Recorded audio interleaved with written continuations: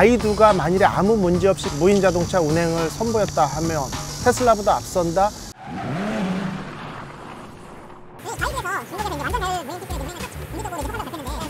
바이두 같은 경우는 무인 택시 운행을 첫 허가를 받았어요. 올 4월에 받은 걸로 제가 기억하는데, 작년부터 일단 자율주행 택시 허가를 받았지만 유인으로 비상 운전자가 탑승을 했었거든요. 그랬다가 올해 이제 완전 무인의 인허가를 받았습니다. 아폴로 RT6를 출시했는데 우한이나 충칭시 일부에서 13제곱미터 정도의 영역에서 오전 9시부터 오후 5시까지 특정 시간대에만 이렇게 이제 운행 허가를 받았는데, 실제 중국에서는 아주 뜨거운 반응이죠. 왜냐하면은 본인들이 테슬라를 능가해서 완전 무인 택시를 이제 운영을 하게 됐다라고 얘기를 하는데, 실제 완전 무인 택시는 이미 샌프란시스코에서 운영이 되고 있습니다. 올 7월에 샌프란시스코에서 운영이 되고 있는데, 실제 이제 야간 시간대 저녁 10시부터 이렇게 새벽 시간대까지 30대가 완전 무인으로 운영을 하고 있어요, 이미. 그런데 이제 문제점이 좀 발생했습니다. 뭐냐면 그 운영 시작하고 나서 딱 8일 만에 12시 정각에 갑자기 택시 30대 중에 20대가 손님이 콜을 한 것도 아닌데 한 특정 로타리 지역에 잔뜩 모여가지고 교통 체증이 발생한 거죠. 그래서 그 직원들이 직접 나가가지고 크루즈 직원들이 나와서 하나하나를 끌어내고서야 그 사태가 진전이 돼서 2시간 동안 막혔었거든요.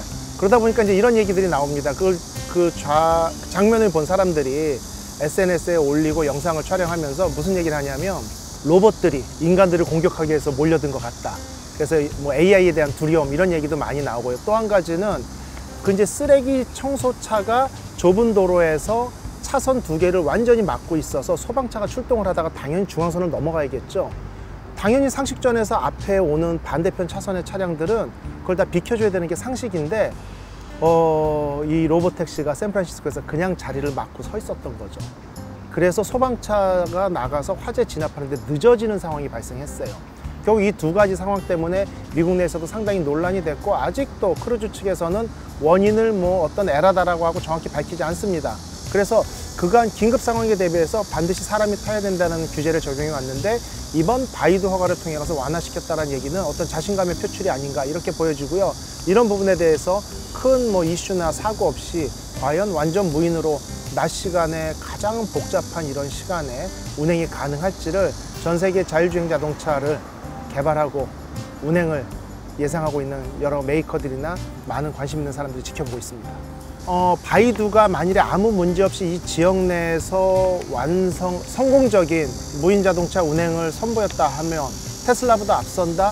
꼭 테슬라를 타겟으로 할 필요는 저는 없다고 보고요. 왜냐하면은 테슬라가 오토파일럿이라는 기능 때문에 상당히 좀 앞서 있다라고 보여집니다만, 이제 택시가 아닌 일반 세단이나 일반 승용차 대비 자율주행 기술이 각 나라별로 큰 격차가 없는 상황이거든요. 가장 중요한 것은 본인들의 갖고 있는 기술을 어느 정도 안정성 있게 증명을 할 수 있고 그만큼 많은 시범 운영 데이터가 쌓이느냐가 중요하거든요. 그래서 정확히 말씀을 드리면 중국 내 그 지역에서는 바이두가 가장 앞섰다라고 말을 할 수 있습니다만, 그 기술이 세계 각 지역, 각 나라별로 교통 상황이나 교통 신호나 표지보도 다소 좀 다르거든요. 교통 문화도 다르고요. 그런 모든 문화에 공통 적용할 정도로 앞섰다고 말하기에는 좀 거리감이 있습니다.